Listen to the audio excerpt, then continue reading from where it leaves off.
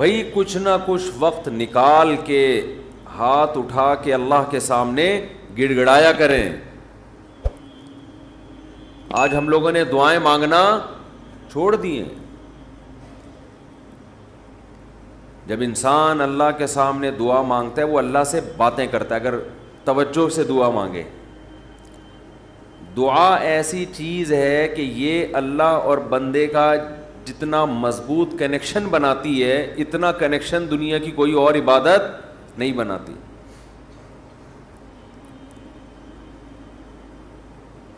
ہمیں شیطان ورغلاتا ہے کہ اس سے مل کیا رہا ہے تمہیں, نظر تو کچھ بھی نہیں آتا, ملتا تو کچھ بھی نہیں ہے. یہ شیطان کا بہت بڑا دھوکہ ہے, وہ بندے اور اللہ کے تعلق کو مضبوط نہیں ہونے دیتا.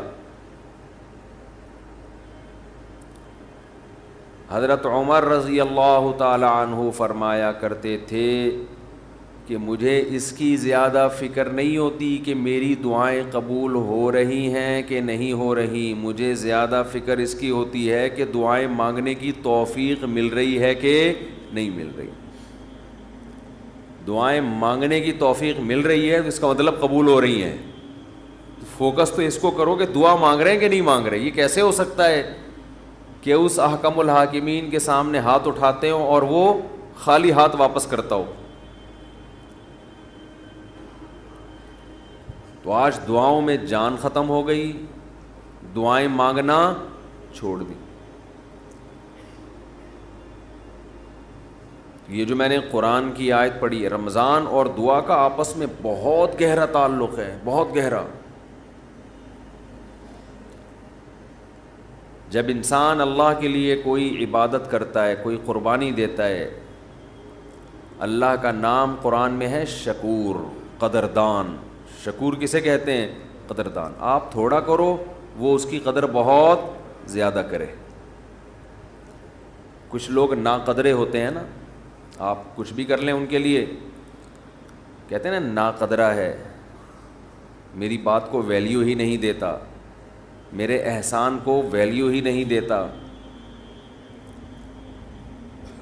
اس لیے علماء کہتے ہیں کہ افطار کے وقت دعا کرنی چاہیے. کیوں؟ آپ نے سارا دن اللہ کے لیے ایک قربانی دی ہے. یہ بڑی بات ہے. آپ کی نظر میں شاید اس کی ویلیو نہ ہو, اللہ کی نظر میں اس کی بڑی ویلیو ہے کہ میرا بندہ نے مجھے دیکھا نہیں ہے اور اس نے سارا دن میرے لیے کھانا پینا چھوڑ دیا. کیا کر رہے ہیں؟ ہاں یہ مکھی تنگ کر رہی ہے, لیکن اتنا ایسے نہ پکڑیں کہ مکھی سے زیادہ آپ تنگ کرنا شروع کر دیں. ٹھیک, بس بھاگ گئی, نام ہی کافی ہے. تو کیا بات چل رہی تھی یار؟ دعا کی تو چل رہی تھی یہ یہاں. ہاں افطار کی بات کر رہا تھا میں. تو ہم اس کو شاید ہلکا سمجھتے ہوں, لیکن اللہ کی نظر میں یہ ہلکا عمل نہیں ہے. اللہ کہتے ہیں مجھ پر ایمان رکھتے ہیں, مجھے مانتے ہیں. اگر اللہ کو نہ مانتے ہوتے تو کوئی کسی کے کہنے پر کھانا پینا, آج کل تو لوگ ڈاکٹروں کے کہنے پہ نہیں چھوڑ رہے. ڈاکٹر کہتا ہے کہ آپ کو نقصان دے گا کھانا پینا, آپ ڈائٹنگ کرو, مت کھاؤ, پھر بھی کھا رہے ہیں لوگ کہ مر جائیں لیکن کھانا نہ چھوڑیں. یہ کتنی بڑی اللہ کی رحمت ہے. اللہ تعالیٰ پورے رمضان میں ہم سے کھانا پینا چھڑوا دیتے ہیں, توفیق دے دیتے ہیں. تو میرے اور آپ کے دل میں شاید قدر نہ ہو, لیکن اللہ تو قدردان ہے, وہ اس عمل کی بہت زیادہ قدر کرتا ہے. اس لیے کہتے ہیں کہ افطار کے وقت دعائیں قبول ہوتی ہیں. تضرع کا وقت ہے, عاجزی کا وقت ہے. تو دعائیں خوب کثرت سے کیا کریں. دعاؤں میں عاجزی, گڑ گڑانا, لجاجت کرنا.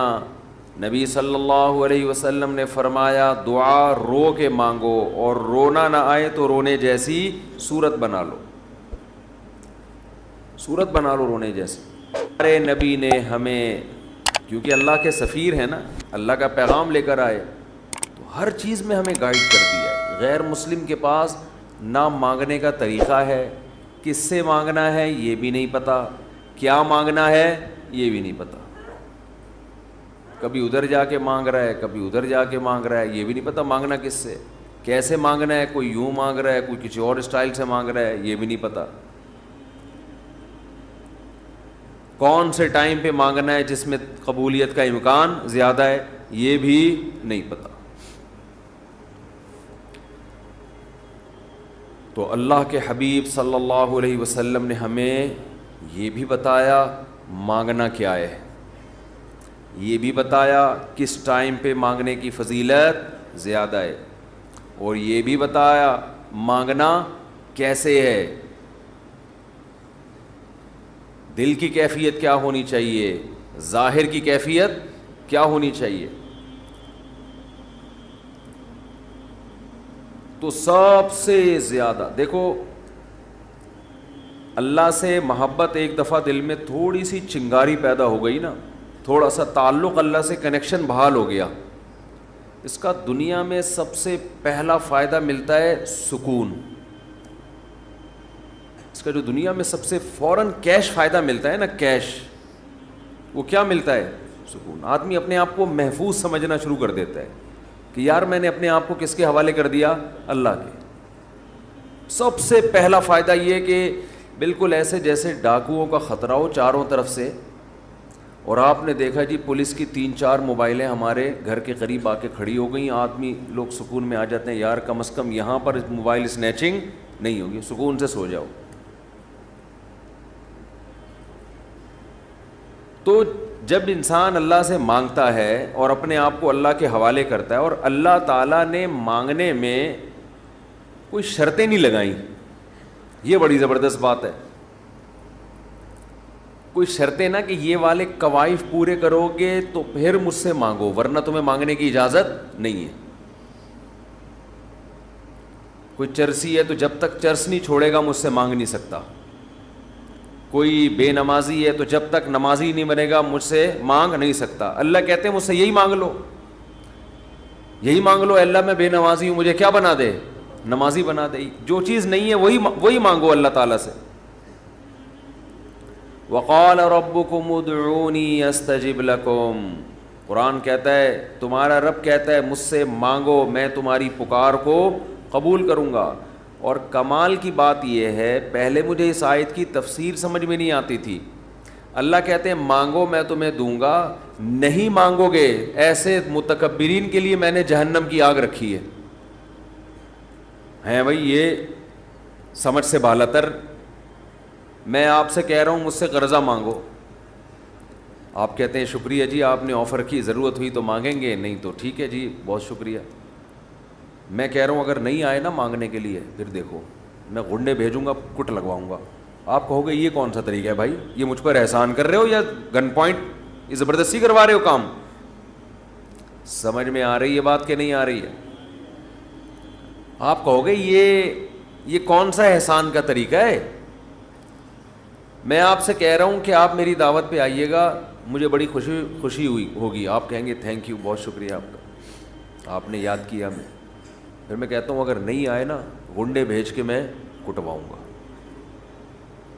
آپ کہو گے یہ زیادہ ہو گئی ہے, یہ کیا ہو گئی ہے, یہ دعوت نہیں ہے, یہ تو ایک طرح کا جرمانہ ہے میرے اوپر لگا دیا تم نے.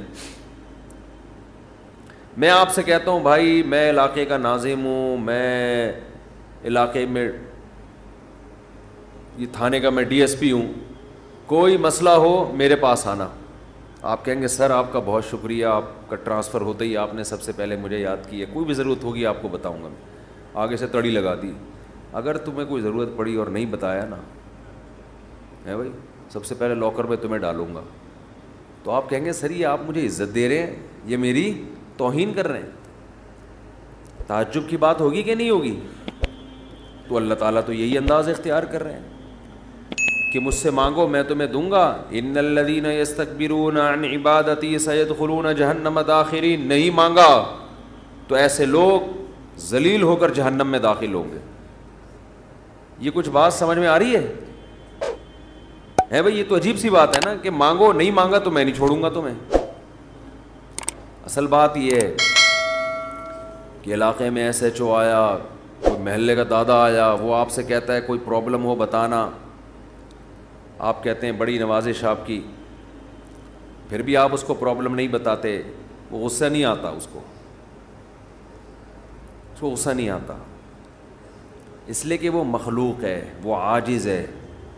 اسے پتہ ہے کہ بعض دفعہ بندے کو کام پڑتا ہی نہیں ہے، بعض دفعہ پڑتا ہے تو اس کے کوئی دوسرے تعلقات ہوتے ہیں، بعض دفعہ کام پڑتا ہے لیکن وہ چاہتا ہی نہیں ہے کہ کام ہو، ایسا ہی رہے معاملہ. لیکن اللہ کے ہاں یہ تینوں آپشن آپ کے پاس نہیں ہیں. آپ یہ کہیں کہ اللہ تو نے مجھ سے کہا تھا کہ میں تجھ سے مانگوں، لیکن میری کوئی ایسی ضرورت ہی نہیں جو میں مانگوں تجھ سے، یہ کہہ سکتے ہو کیا ہے بھائی؟ اس کا مطلب تم اللہ سے مستغنی ہو گئے. اللہ کے دیے بغیر بھی تمہیں دائیں بائیں سے تمہارے کھانچے کھلے ہوئے ہیں، جو اگر کھلے ہوئے ہیں تو وہ کھانچے کس کے اختیار میں ہیں؟ وہ تو اللہ کے ہاتھ میں ہیں.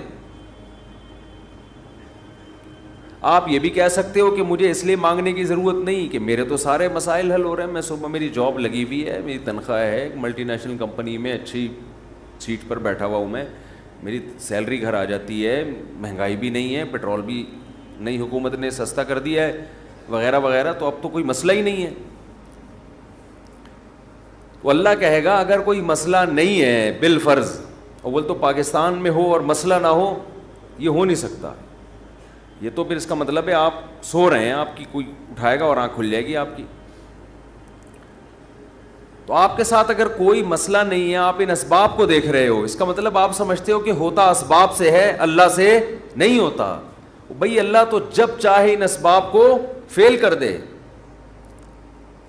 آپ اپنے آپ کو خدا سے مستغنی سمجھ رہے ہو، آپ سمجھ رہے ہو مجھے خدا کی ضرورت نہیں ہے.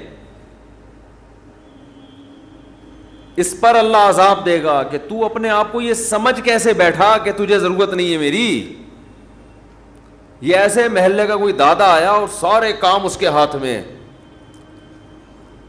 اس نے آپ سے بولا کوئی تنگ کرے تو مجھے بتانا، اور اسے پتا ہے کوئی نہ کوئی تنگ کر رہا ہے اس کو، آپ پھر بھی نہیں بتا رہے اس کو. وہ بلائے گا، بولے گا بھائی آپ کیوں نہیں بتا رہے؟ آپ کہتے ہیں بھائی کوئی مجھے تنگ کر رہا ہے تو میں برداشت کر رہا ہوں، اس لیے نہیں بتا رہا. اس پہ غصہ نہیں آئے گا اس کو. لیکن اگر آپ نے اس سے کہا کوئی مجھے تنگ کر رہا ہے، میں آپ کو اس لیے نہیں بتا رہا کہ مجھے پتہ ہے کہ میرے جاننے والے ہیں، وہ مجھے بچا لیں گے، اس دادے کو غصہ آئے گا کہ میرے علاوہ کون اس محلے کا دادا ہے بھائی؟ آئے گا کہ نہیں آئے گا؟ تو اللہ کے سامنے ہم یہ بھی نہیں کہہ سکتے کہ اللہ یہ پریشانیاں مجھے تنگ کر ہی نہیں رہی ہیں، مجھے کوئی ٹینشن ہے ہی نہیں، یہ بھی نہیں کہہ سکتے. اس لیے نہیں کہہ سکتے کہ ہم انسان ہیں، مخلوق ہیں، اللہ کے ہاتھ میں سارے اسباب ہیں. وہ جب پریشان کرنے پر آئے گا، وہ مصیبتیں دینے پر آئے، ہم میں سے کسی میں دم نہیں ہے کہ ان مصیبتوں کو اس کی توفیق کے بغیر برداشت کر لیں. یہ ممکن نہیں ہے. اور یہ بھی ممکن نہیں ہے اس کے علاوہ کوئی وہ مصیبتیں ہم سے دور کر دے. تو کتنی بڑی وعید ہے دعا نہ مانگنے پر. اور جو لوگ دعا نہیں مانگتے، حقیقت یہ ہے کہ وہ اپنے آپ کو دعا سے مستغنی سمجھتے ہیں. وہ کہتے ہیں مجھے ضرورت کیا ہے. میں ایک چٹکلا سناتا ہوں نا ایسے موقع پہ. ایک آدمی اپنا گدھا بیچنے جا رہا تھا بازار میں.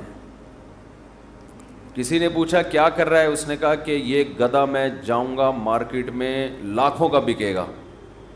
کسی نے کہا کہ انشاءاللہ کہہ دے کہ اگر اللہ نے چاہا.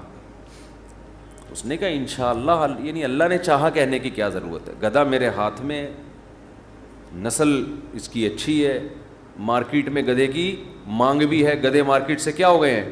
شارٹ. اگر وہ ہماری مارکیٹوں میں آتا، اسمبلیوں میں آتا، پتہ چلتا ہے یہاں مارکیٹ سے شارٹ نہیں ہے، ہول سیل کے حساب سے ہمارے یہاں. تو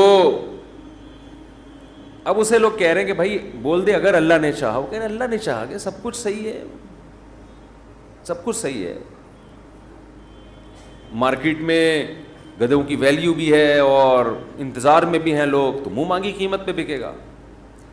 اچانک کوئی مارکیٹ میں جب پہنچا، ڈاکو آیا، گدھا چھین کے لے گیا, یا اس گدھے کو بیماری ہوئی مر گیا, اب یہ خالی ہاتھ آ رہا ہے. اسی بندے سے رابطہ ہوا, اس نے پوچھا ہاں بھائی کیا ہوا؟ کہہ رہے انشاءاللہ میں گدھا لے کے جا رہا تھا, انشاءاللہ کوئی ڈاکو آیا, انشاءاللہ اس نے چاقو نکالا, اور انشاءاللہ وہ گدھا مجھ سے چھین کے لے گیا. اب بات بات پہ کیا لگا رہا ہے؟ انشاءاللہ. اس نے کہا کم بخت جب لگانا تھا تو اس وقت تو لگایا نہیں انشاءاللہ, اور اب لگا رہا ہے. تو ہم پر جب مصیبت پڑتی ہے پھر ہم کہتے ہیں یار اللہ کہاں ہے؟ تو بھئی یہ تو مصیبت سے پہلے اللہ کو پکارو. جو اللہ کو نہیں پکارتا یہ اس کی علامت ہے کہ اس کی نظر اسباب پر ہے, اللہ پر نہیں ہے. وہ سمجھتا ہے یہ جیسے کافر اسباب کو دیکھتا ہے نا, وہ تو کہتا ہے خدا کیا کر رہا ہے؟ گاڑی کے ایکسیلیٹر پہ پاؤں رکھو تو گاڑی چلتی ہے, بریک پہ پاؤں رکھو تو رکتی ہے, تو اللہ کہاں ہے؟ تو اللہ کو اگر نہیں کوئی پکارتا تو اللہ اس کا مطلب پھر یہ سمجھتے ہیں